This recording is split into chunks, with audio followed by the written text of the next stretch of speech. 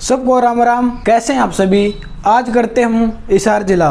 हमने 2 ज़िले पढ़ लिए थे, सिरसा और फतेहाबाद। आज बारी है हिसार ज़िले की। हिसार ज़िले से जितने भी क्वेश्चन बनते हैं आज हम एक ही क्लास में सारे क्वेश्चन करेंगे। तो चलिए करते हैं शुरू। हिसार जिला, देखो हिसार जिला। पहला क्वेश्चन ये बनता है कि जब हरियाणा का गठन हुआ 1 नवंबर 1966 को, 1 नवंबर 1966 को, उस टाइम पर हिसार सबसे बड़ा जिला था। उस टाइम पर हिसार सबसे बड़ा जिला था, सबसे बड़ा था। और सबसे छोटा जिला कौन सा था? ये था बड़ा। जब हरियाणा गठन हुआ सबसे बड़ा जिला था हिसार और सबसे छोटा जिला था जींद, सबसे छोटा था जींद। लेकिन वर्तमान में हिसार दूसरा सबसे बड़ा जिला है। लेकिन वर्तमान में दूसरा सबसे बड़ा जिला है हिसार। और आपको हो गया सर पहला कौन सा है? पहला हमने बात करी थी सिरसा की, वो है सिरसा। सिरसा है सबसे बड़ा जिला। सिरसा जिले का क्षेत्रफल कितना है? वह 42 वर्ग किलोमीटर। और हिसार का क्षेत्रफल कितना है? 3983 वर्ग किलोमीटर। देखो वर्तमान में हिसार दूसरा सबसे बड़ा जिला है और पहला कौन सा है? सिरसा, जिसका क्षेत्रफल कितना है? 42 वर्ग किलोमीटर। देखो फिरोज शाह तुगलक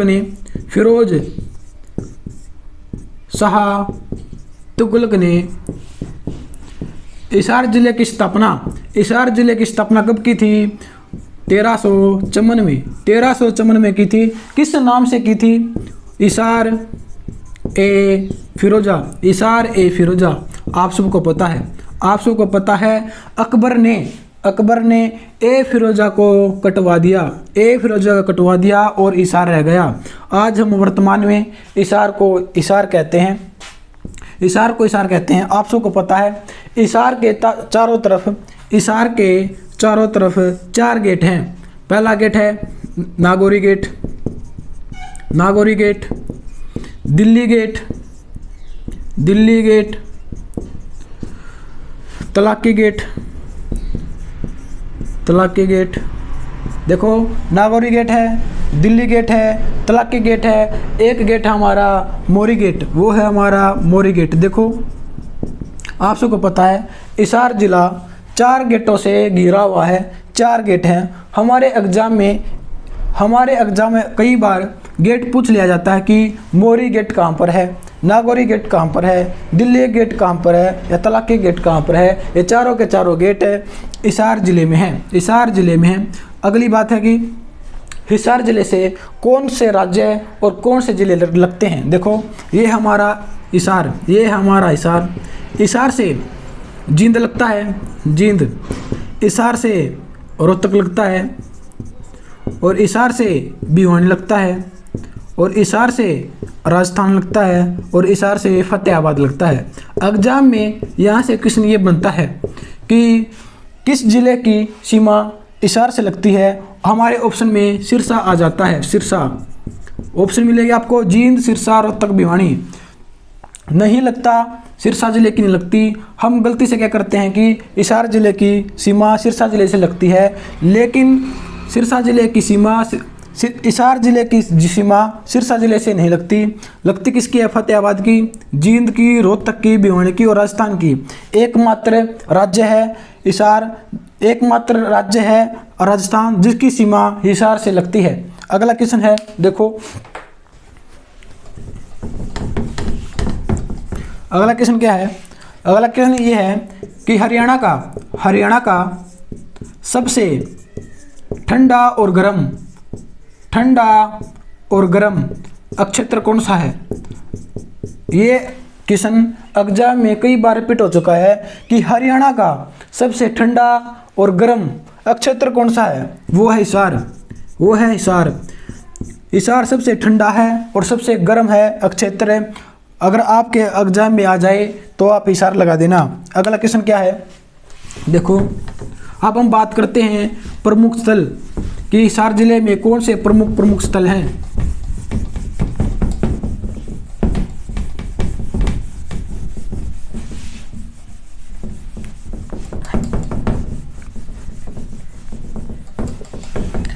देखो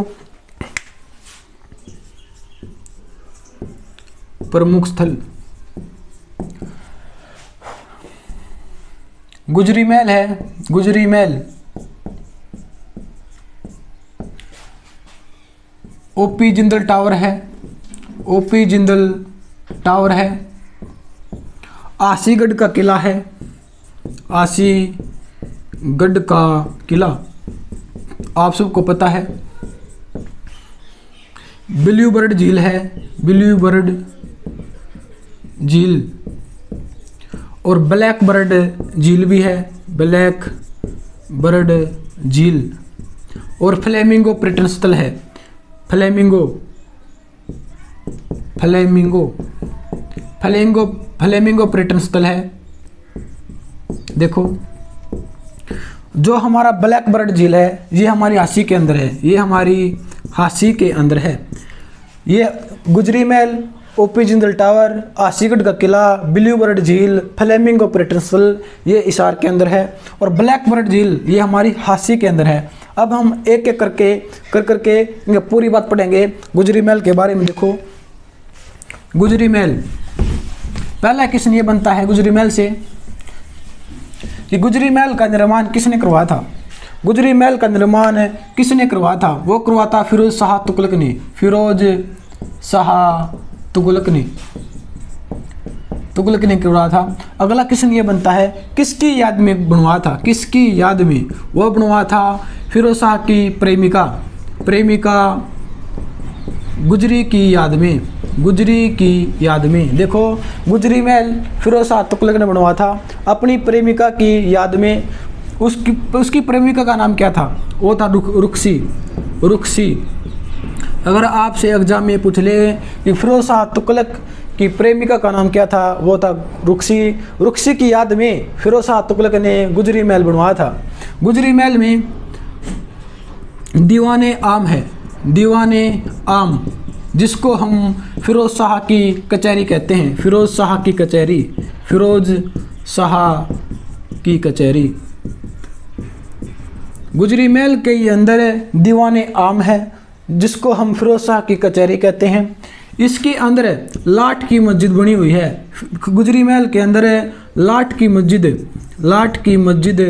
बनी हुई है। एग्जाम में कई बार पूछ लिया गया है कि लाट की मस्जिद की ऊंचाई कितनी है, ऊंचाई कितनी है साहब, है हाइट कितनी है? वो है 20 फुट, वो है 20 फुट हाइट है। ये हाइट कितनी है? 20 फुट। इसी के अंदर एक क्वेश्चन और बनता है कि इसके अंदर एक जेल भी बनी हुई है, जेल। गुजरी महल के अंदर एक भूमिगत जेल भी बनी हुई है। इसके अंदर लाट की मस्जिद बनी हुई है जिसकी ऊंचाई 20 फीट है। दीवाने आम बना हुआ है गुजरी महल के अंदर जो फिरोज शाह की कचहरी है। और गुजरी महल से एक अभिलेख भी मिला है, गुजरी महल से एक अभिलेख भी मिला है, एक अभिलेख मिला है जो हमें किसकी जानकारी देता है? 8 जगह से आने वाले भागवतों की जानकारी देता है। देखो गुजरी महल से एक अभिलेख मिला है जो हमें जानकारी देता है 8 जगह से आने वाले भागवतों की जानकारी देता है, जो गुजरी महल से अभिलेख मिला है। अगला क्वेश्चन क्या है? देखो अगला क्वेश्चन है ओपी जिंदल टावर से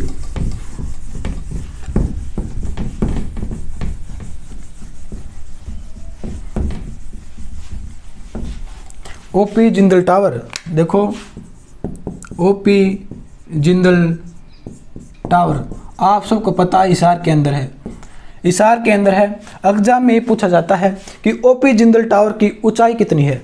ऊंचाई कितनी है? वो है 90 मीटर, वो है 90 मीटर। अगर आपके एग्जाम में 90 मीटर ना मिले तो आपको मिलेगा 282 फीट, 282 फीट। ये है ओपी जिंदल टावर, हिसार के अंदर है, ऊंचाई इतनी है। और आपने एक पढ़ा होगा स्टैचू ऑफ यूनिटी, कहाँ पर है साहब? ये है नर्मदा जिले में है। इसकी ऊंचाई कितनी है? एग्जाम में पूछ लिया जाता है स्टैचू ऑफ यूनिटी की ऊंचाई कितनी है? कितनी है? वह 522 फीट। अगर आपको मीटर में पूछ ले कि मीटर में कितनी है, 182 मीटर, वो है 182 मीटर। कन्फ्यूज मत होना, ये 282 फीट है, ये है 182 मीटर, ये 522 फीट है, ये है 90 मीटर। इनमें देख लियो। अगला है कि स्टील उद्योग हिसार के अंदर है। इसकी स्थापना कब हुई थी? इसकी स्थापना हुई थी 1960 को। आप सबको पता है ओपी जिंदल, ओम प्रकाश जिंदल के एक बेटे हैं, का एक पुत्र है। उस पुत्र का नाम क्या है? उस पुत्र का नाम है नवीन जिंदल। उसकी एक पत्नी है, एक ही पत्नी होती है। नवीन जिंदल की पत्नी है सालू जिंदल। मैंने आपको नवीन जिंदल की पत्नी का नाम क्यों करवाया? सालू जिंदल कुचिपुड़ी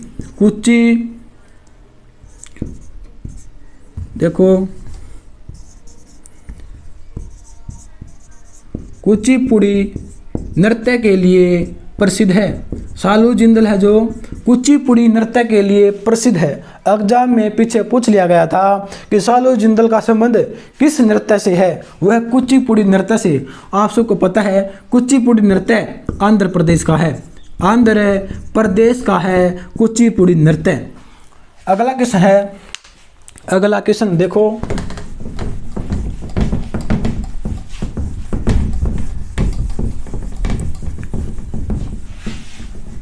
अगला क्वेश्चन क्या बनता है? देखो, अगला क्वेश्चन बनता है आशीगढ़ का किला।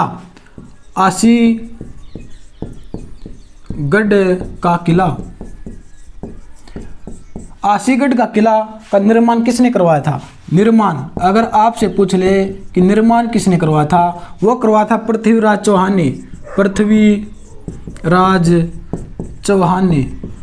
अगर आपसे पूछ ले कौन से चौहान ने, पहला, दूसरा, तीसरा, वो है तीसरा। आशीगढ़ का किला का निर्माण किसने करवाया था? पृथ्वीराज चौहान ने। आप कहोगे सर कहाँ पर है ये? कहाँ पर है? ये है हांसी के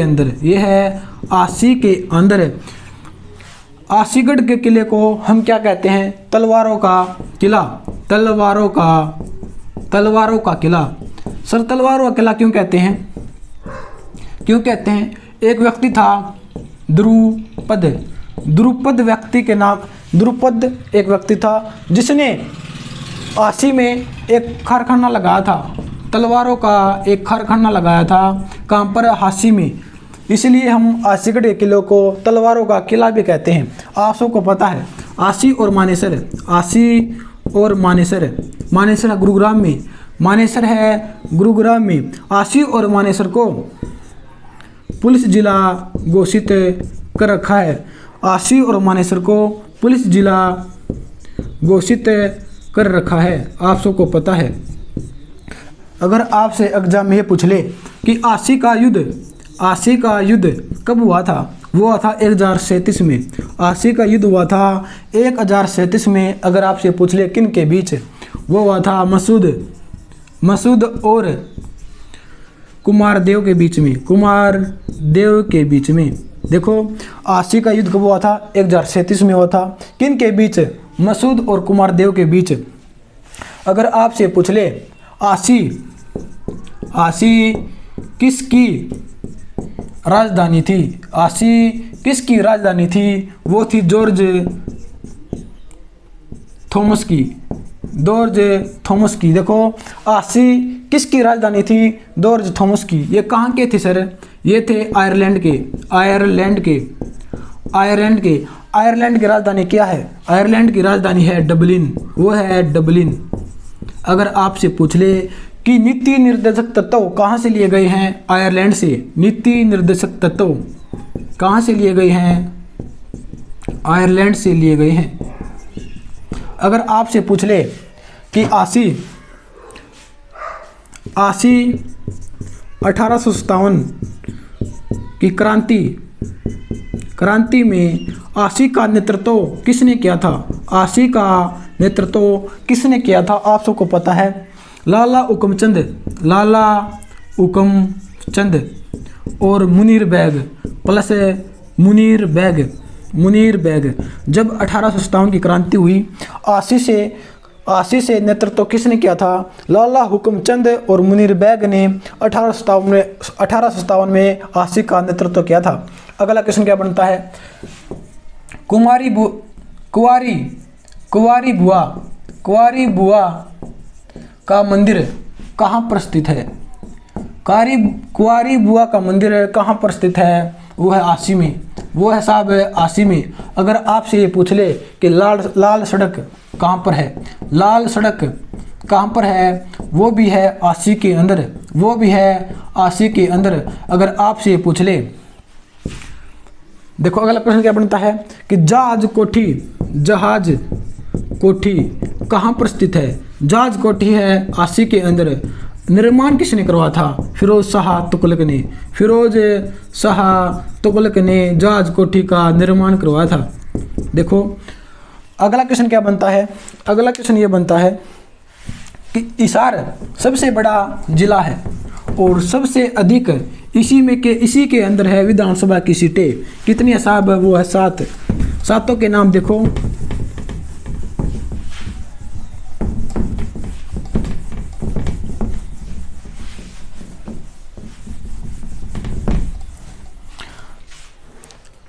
हिसार दूसरा सबसे बड़ा जिला है और इसके अंदर विधानसभा की सबसे ज़्यादा सीटें हैं। कितनी है? वो है 7।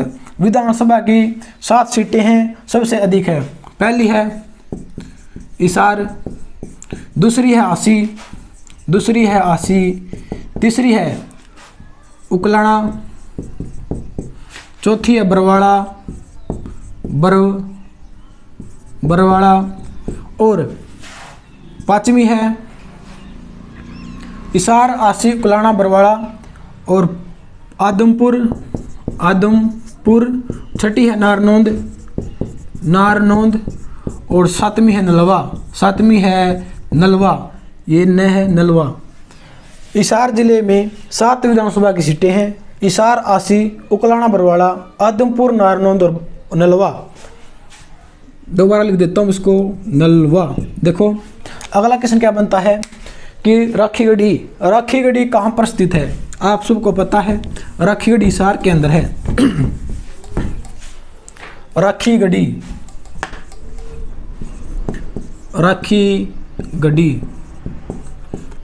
है हिसार के अंदर। राखीगढ़ी में कम से कम 3 या 4 बार खुदाई हो चुकी है।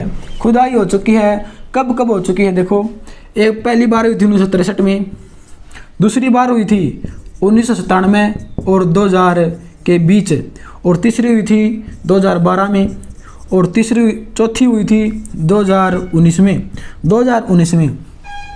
जब 1963 में पहली बार राखीगढ़ी में खुदाई हुई थी, किसने खुदाई करी थी? सूरजबान ने खुदाई करवाई थी। जब राखीगढ़ी में क्या मिला था? एक कंकाल मिला था। देखो ऐसा कंकाल मिला था जिसके सिर के आसपास मिट्टी के बर्तन बने हुए थे। कंकाल मिला था एक राखीगढ़ी के अंदर 1963 में, जब सूरजबान ने इसी खुदाई करवाई थी। कंकाल मिला था, इसके सिर के पास मिट्टी के बने हुए बर्तन मिले थे, जिसका मुख दक्षिण की तरफ था। एग्जाम में ये क्वेश्चन भी पूछ लिया जाता है कि राखीगढ़ी में जो कंकाल मिला था उसका मुख किस दिशा में था? उसका मुख था दक्षिण दिशा में था। और जब 1997 में और 2000 में खुदाई किसने करवाई थी? भारतीय पुरातत्विक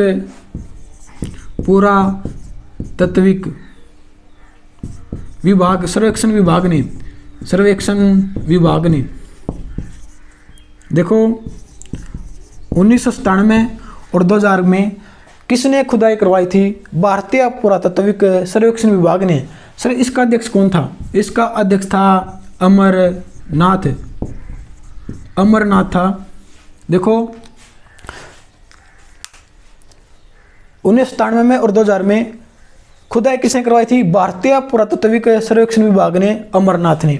मैंने इसका अध्यक्ष क्यों बताया? इसलिए बताया क्योंकि अमरनाथ को बाद में दोषी ठहराया गया था। क्यों ठहराया गया था? क्योंकि अमरनाथ ने रखीगढ़ी के जो अवशेष मिले थे उनमें ना गड़बड़ी कर दी थी। और लोगों को गलत आंकड़े बता दिए थे, इसलिए अमरनाथ को दोषी ठहराया गया था। 2012 में खुदाई हुई, इतनी इंपॉर्टेंट चीज़ें नहीं मिली। 2019 में जब खुदाई हुई, एक कंकाल मिला था, एक नहीं 2 कंकाल मिले थे, 2 कंकाल। एक था महिला का, एक था पुरुष का। एक ही कब्र में 2 कंकाल मिले थे, एक था महिला का, एक था पुरुष का। कहा जाता है कि ये दोनों प्रेमी जोड़े थे। अगला क्वेश्चन क्या बनता है कि टेराकोटा की ईंटें कहाँ से प्राप्त हुई है? टेराकोटा की ईंटें रखीगढ़ी हिसार से प्राप्त हुई है। और शंख, गेहूं और चावल कहाँ से प्राप्त हुए हैं? ये भी हिसार रखीगढ़ी से प्राप्त हुए हैं, शंख, गेहूं, चावल। अगला क्वेश्चन है, देखो अगला क्वेश्चन है अग्रवा धाम।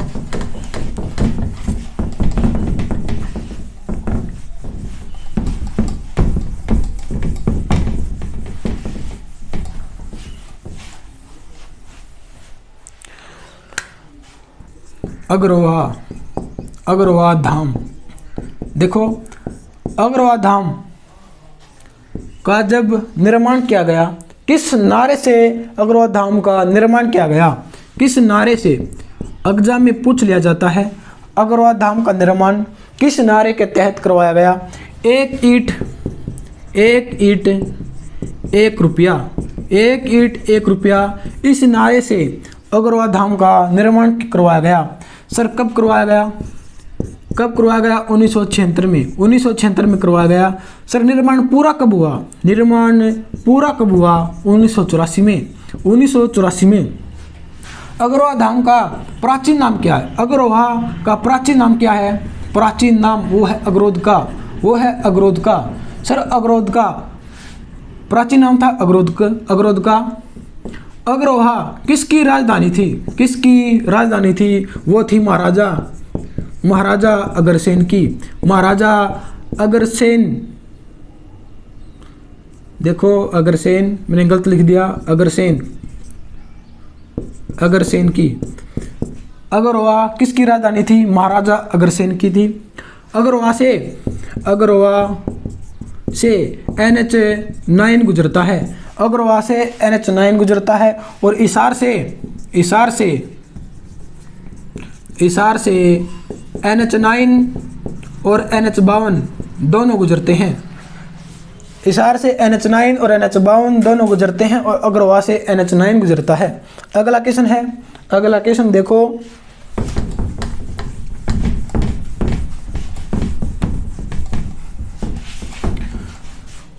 अगला क्वेश्चन ये है कि DHBVN दक्षिण हरियाणा बिजली वितरण निगम का हेडक्वार्टर कहाँ पर है?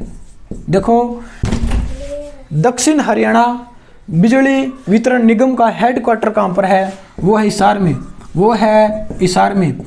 और उत्तर हरियाणा बिजली वितरण निगम का हेडक्वार्टर कहाँ पर है? वो है पंचकुला में। देखो हम बात कर लेते हैं हरियाणा बिजली बोर्ड की स्थापना कब हुई? हरियाणा बिजली बोर्ड की स्थापना कब हुई? 3 मई 1967 को। देखो हरियाणा बिजली बोर्ड की स्थापना कब हुई? 3 मई 1967 को हुई।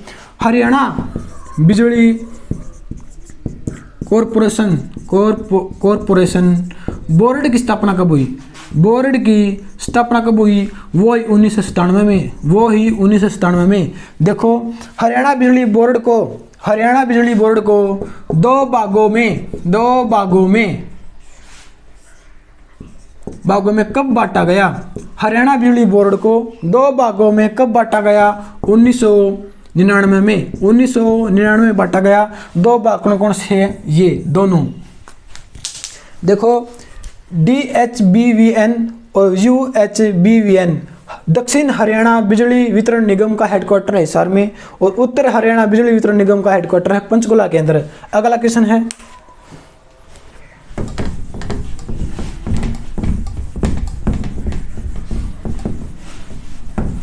अगला क्वेश्चन ये बनता है, देखो, आकाशवाणी हिसार, आकाशवाणी केंद्र हिसार की स्थापना कब की गई? आकाशवाणी केंद्र हिसार के अंदर है, कब इसकी स्थापना की गई? 26 जनवरी 1999 में। आकाशवाणी केंद्र की स्थापना कब की गई? 26 जनवरी 1999 में। और दूरदर्शन केंद्र की स्थापना कब की गई? यह भी हिसार के अंदर है, कब की गई? 1 नवंबर 2002 को।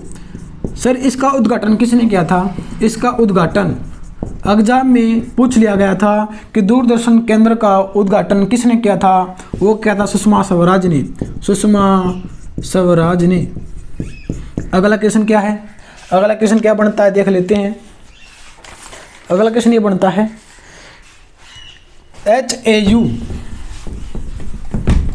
HAU कहाँ पर स्थित है? देखो, HAU हरियाणा एग्रीकल्चर यूनिवर्सिटी। देखो, हरियाणा एग्रीकल्चर यूनिवर्सिटी की स्थापना कब हुई थी? 1970 में। सर ये कितने एकड़ में है? ये कितने एकड़ में है? ये है 4500 एकड़ में। 4500 एकड़ में है। सर 1970 को तो HSC की स्थापना हुई थी। HSC की स्थापना हुई थी, और हरियाणा साहित्य अकादमी की भी तो स्थापना हुई थी। 1970 को तो HSC की स्थापना हुई थी, हरियाणा साहित्य अकादमी की स्थापना हुई थी। और पूरे हरियाणा में बिजली कब तक आ गई थी? पूरे हरियाणा में बिजली कब तक आ गई थी? 1970 तक पूरे हरियाणा में बिजली आ गई थी। 4500 एकड़ में है। और 21 नहीं है, सॉरी, पता नहीं मैं गलती क्यों करता हूँ। यह 31 अक्टूबर 1991। 31 अक्टूबर 1991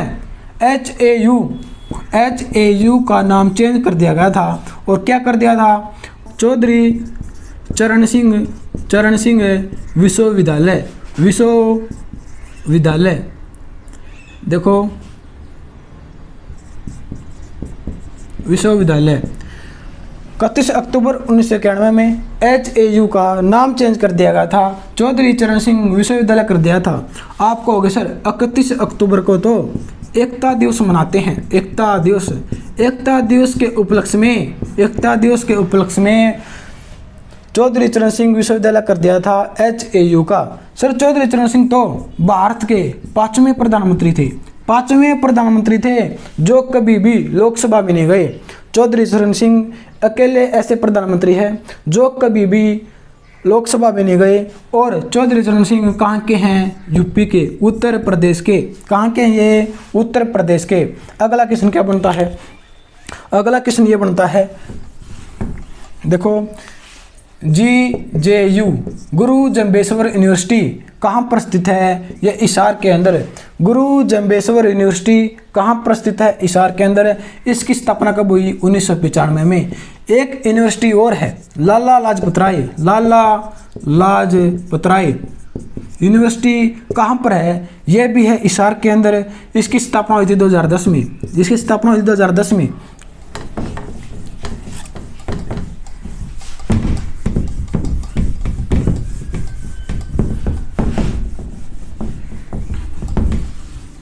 देखो, अगला क्वेश्चन है, बैस अनुसंधान केंद्र कहाँ पर स्थित है? बैस अनुसंधान केंद्र कहाँ पर स्थित है? कहाँ पर स्थित है साहब है, वो है हिसार के अंदर, वो है हिसार के अंदर। इसकी स्थापना हुई थी 1984-85 में। 1984-85 में अगर आपसे एग्जामिनर ये पूछ ले कि बैस अनुसंधान प्रजनन केंद्र बताओ, बैस प्रजनन केंद्र कहाँ पर स्थित है, वो है करनाल के अंदर, वो है करनाल के अंदर। देखो अगर आपसे ये पूछे कि बैस अनुसंधान केंद्र कहाँ पर है, हिसार के अंदर। स्थापना कब हुई? 1984-85 में। अगर आपसे पूछे कि बैस प्रजनन केंद्र कहाँ पर स्थित है, करनाल में। कहाँ पर है? करनाल में। अगला क्वेश्चन ये बनता है, देखो बेड सुअर और असो, बेड सुअर और असो, ये प्रजनन केंद्र कहाँ पर स्थित है? बेड सुअर और असो, ये प्रजनन केंद्र कहाँ पर स्थित है? ये हिसार के अंदर, ये है हिसार के अंदर। अगला क्वेश्चन ये बनता है कि मूरा बैस कौशल विकास केंद्र कहाँ पर स्थित है? देखो मूरा बैस कौशल विकास केंद्र कहाँ पर स्थित है? खंडाखेड़ी कहाँ पर साहब है? हिसार के अंदर, यो है हिसार के अंदर। देखो मूरा बैस कौशल विकास केंद्र कहाँ पर है? खंडाखेड़ी, हिसार। हम मूरा बैस को क्या कहते हैं? काला सोना। हम मूरा बैस को कहते हैं काला सोना। और कौशल विकास केंद्र कहाँ पर है? खंडाखेड़ी, हिसार। आपको एक नाम सुना होगा, उसका नाम है सूर्यकांत, उसका नाम है सूर्यकांत।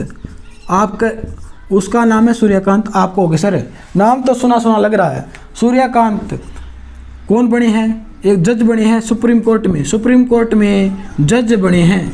सूर्यकांत हिसार के हैं, सुप्रीम कोर्ट में जज बने हैं। इससे पहले क्या थे? हिमाचल प्रदेश के मुख्य न्यायाधीश। मेरी राइटिंग थोड़ी खराब है, न्यायाधीश। देखो सूर्यकांत हिसार के हैं, ये सुप्रीम कोर्ट के जज बने हैं। और इससे पहले क्या थे? हिमाचल प्रदेश के मुख्य न्यायाधीश।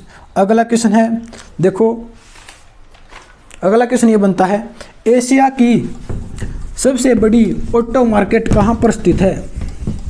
एशिया की सबसे बड़ी ऑटो मार्केट कहाँ पर स्थित है?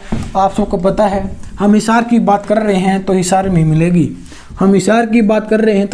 मिलेगी। एशिया की सबसे बड़ी ऑटो मार्केट वो है हिसार के अंदर, अगला क्वेश्चन क्या बनता है? देखो अगला क्वेश्चन ये बनता है, विश्नोई मंदिर या गुरु जम्बेश्वर मंदिर कहाँ पर स्थित है? साहब है? वो है हिसार के अंदर, अगला क्वेश्चन क्या बनता है? अगला क्वेश्चन ये बनता है कि मीर शाह की मजार या शेख जुनेद की मजार या एक और मजार वो कौन सी है? वो है 40 हाफिज का मकबरा। ये कहाँ पर स्थित है? मीर शाह की मजार, शेख जुनेद की मजार, 40 हाफिज का मकबरा कहाँ पर स्थित है? हिसार में। आपको हो गया सर, आपने पिछली क्लास में जब आपने फतेहाबाद पढ़ाया था, जो 40 हाफिज का मकबरा आपने फतेहाबाद में बताया था। फतेहाबाद देखो एसएससी दोनों को, हिसार को और फतेहाबाद को, दोनों को राइट मानती है। अगर आपके ऑप्शन में हिसार और फतेहाबाद में से एक मिलेगा, पहली बात तो यही है कि आपको ऑप्शन में एक मिलेगा। हिसार मिले हिसार पे लगा दियो, फतेहाबाद मिले फतेहाबाद पे लगा दियो। अगर ऑप्शन में बाई चांस दोनों आ जाए तो आप क्या करोगे? जब लगाओगे आप हिसार पर, अगर हिसार ऑप्शन में नहीं है तो आप लगाओगे फतेहाबाद पर। अगला क्वेश्चन ये बनता है कि हिसार का या हरियाणा का सबसे बड़ा गांव कौन सा है? सबसे बड़ा गांव है सिसाई। सिसाई सिसाई पड़ता है हिसार में, आसी के पास है सिसाई। हरियाणा का सबसे बड़ा गांव सिसाई। अगला क्वेश्चन ये है कि हरियाणा का पहला वाईफाई फ्री गांव कौन सा है? हरियाणा का पहला वाईफाई फ्री गांव कौन सा है? वो जुगलान, वो है जुगलान। देखो जुगलान है हिसार के अंदर, जुगलान है हिसार के अंदर। हरियाणा का पहला वाईफाई फ्री गांव है जुगलान हिसार। अगर आपसे हॉटस्पॉट फ्री पूछ ले कि हरियाणा का पहला हॉटस्पॉट फ्री गांव कौन सा है? वो गुमथला, वो है गुमथला। आप कहोगे सर गुमथला कहाँ पे है? गुमथला कैथल के अंदर, गुमथला है कैथल के अंदर। अगला क्वेश्चन क्या बनता है? अगला क्वेश्चन ये बनता है, आपने चंदगी राम का नाम सुना होगा। आपने चंदगी राम का नाम सुना होगा। सर आप कहोगे सर सुना तो लग रहा है, आप कहोगे सुना तो लग रहा है। देखो इसके बारे में पढ़ते हैं।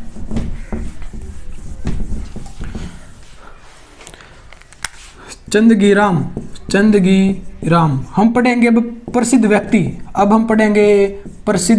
व्यक्ति।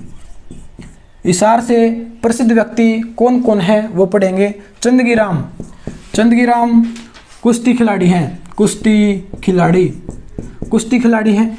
1970 में इन्होंने स्वर्ण पदक जीता था। 1970 में चंदगी राम ने कुश्ती में स्वर्ण पदक जीता था। और हरियाणा का हिंद केसरी किसे कहते हैं? हम कहते हैं चंदगी राम को। हरियाणा का हिंद केसरी चंदगी राम को कहते हैं। कुश्ती से संबंधित है। 1970 में स्वर्ण पदक जीता था। अगला नाम किसका है? गीतिका जाखड़।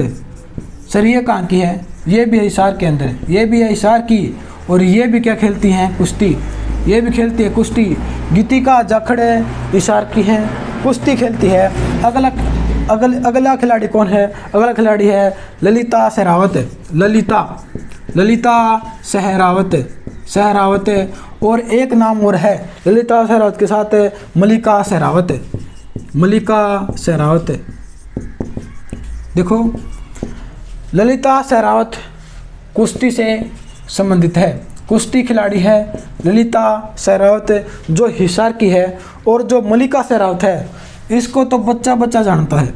मलिका सहरावत को तो बच्चा जानता है। आप कहोगे सर क्यों? क्योंकि एक अभिनेत्री है। और जो है हिसार जिले की मलिका सहरावत अभिनेत्री है। हिसार जिले की है मलिका सहरावत। अगला क्वेश्चन है कि यशपाल शर्मा ये एक अभिनेता है जो हिसार के हैं। अगला है उषा शर्मा भी एक अभिनेत्री है जो है हिसार की। आपने एक फिल्म देखी होगी चंद्रावल। आपने फिल्म देखी होगी चंद्रावल। उसमें उषा शर्मा ने अभिनेत्री का अभिनय रोल किया है। उषा शर्मा ने चंद्रावल फिल्म में अभिनेत्री का रोल प्ले किया है। सर आप कहोगे सर चंद्रावल फिल्म कब आई थी? वो आई थी 1984 में। चंद्रावल फिल्म आई थी 1984 में। अगला खिलाड़ी कौन है? अगला खिलाड़ी है देखो अनीता कुंडू कहाँ की है? अनीता कुंडू सर कहाँ की है? ये फरीदपुर की। ये है फरीदपुर है हिसार में। अनीता कुंडू अर्जेंटीना और चिली की सबसे ऊंची चोटी ओंकागुआ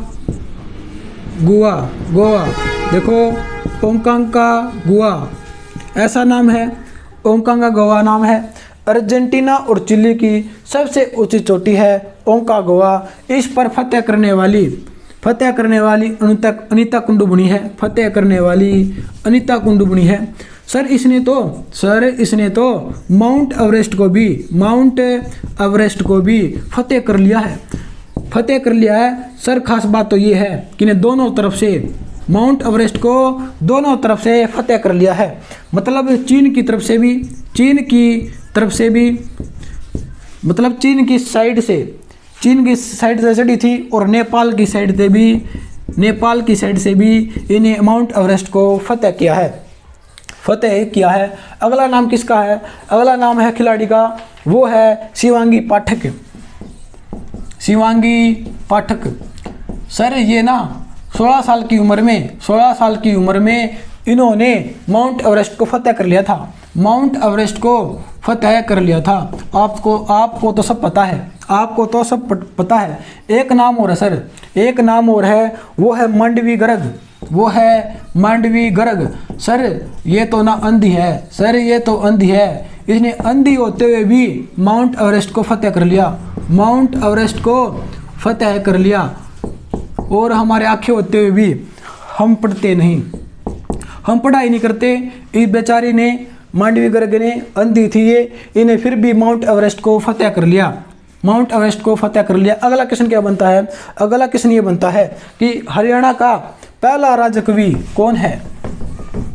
हरियाणा का पहला राजकवि या हिंदी कवि कौन है? बताओ आए।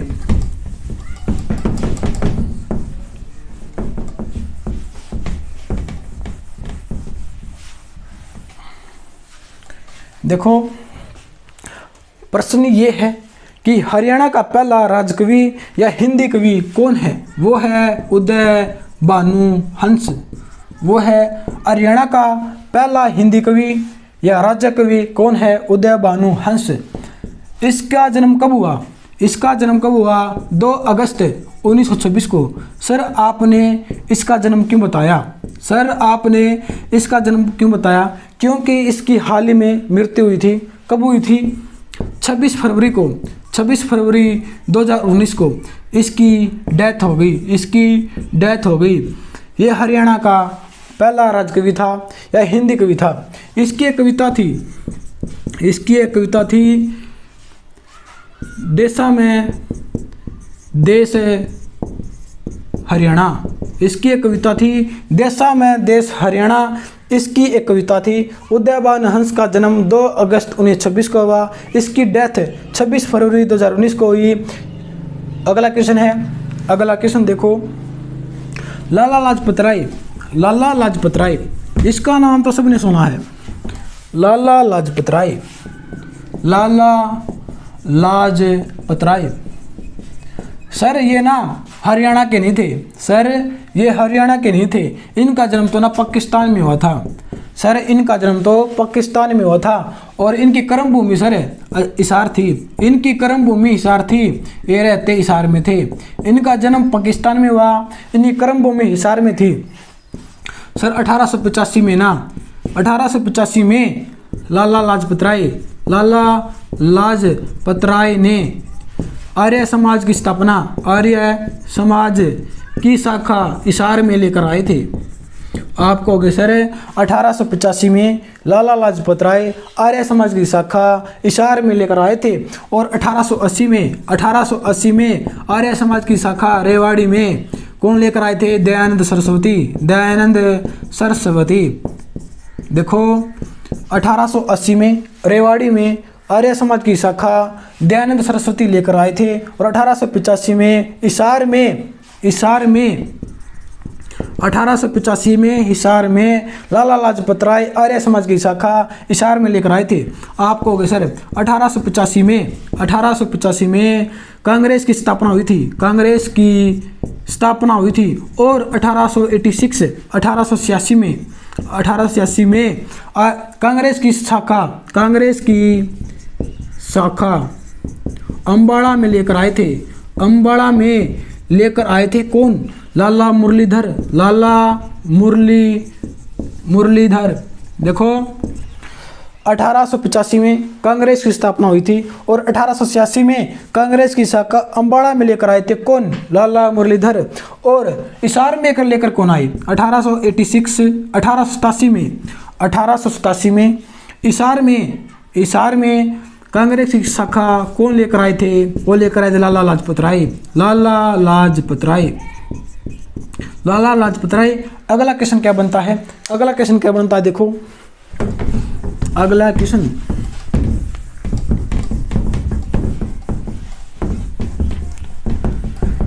आपने एक नाम सुना होगा पंडित लेखराम। पंडित लेखराम, इनका संबंध भी हिसार से है। इनका संबंध भी हिसार से है। देखो आप सबको पता है 1931 की बात है। 1931 की बात है। लॉर्ड इरविन एक रेलगाड़ी से जा रहे थे।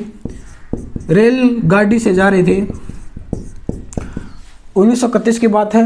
लॉर्ड इरविन रेलगाड़ी से जा रहे थे। पंडित लेखराम ने क्या किया?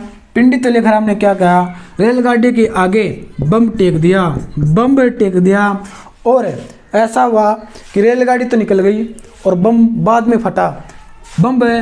में फटा और लॉर्ड इरविन बच गए। क्वेश्चन ये बनता है कि जो बम बनाया गया था वो कहाँ पर बनाया गया था? रोहतक के अंदर। जो बम बनाया गया था कहाँ पर बनाया गया था? रोहतक के अंदर। किसको मारने के लिए? लॉर्ड इरविन को मारने के लिए किसने बनवाया था? पंडित लेखराम ने।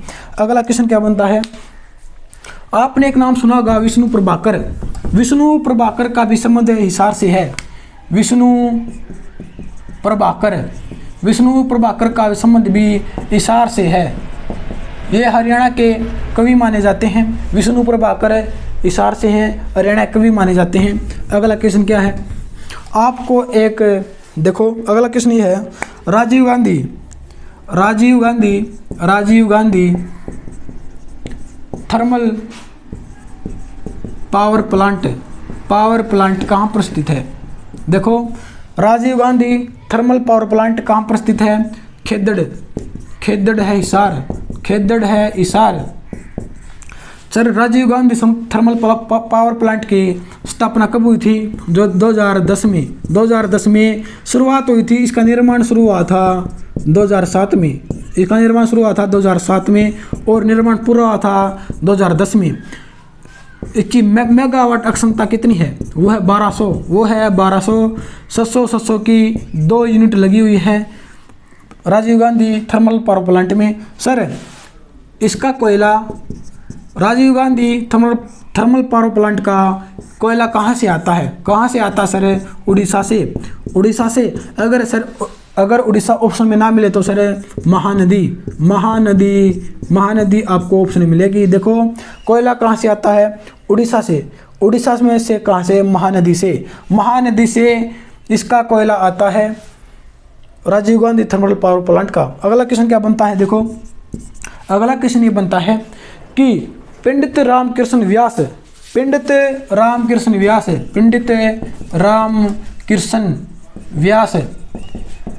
का संबंध कहाँ से है? इसका संबंध है हिसार से। सर पंडित रामकृष्ण कौन थे? ये सांगी थे। पंडित रामकृष्ण सांगी थे, जिसका संबंध है हिसार से। अगला क्वेश्चन ये बनता है, इसका है मोस्ट इम्पोर्टेंट क्वेश्चन है कि हिसार में सिंचाई कहाँ से होती है? वो होती है बाखड़ा नहर से। अगर आपसे पूछ ले कि आसी में सिंचाई कहाँ से होती है? हिसार में सिंचाई होती है बाखड़ा नहर से। आसी में सिंचाई कहाँ से होती है? पश्चिमी यमुना नहर से।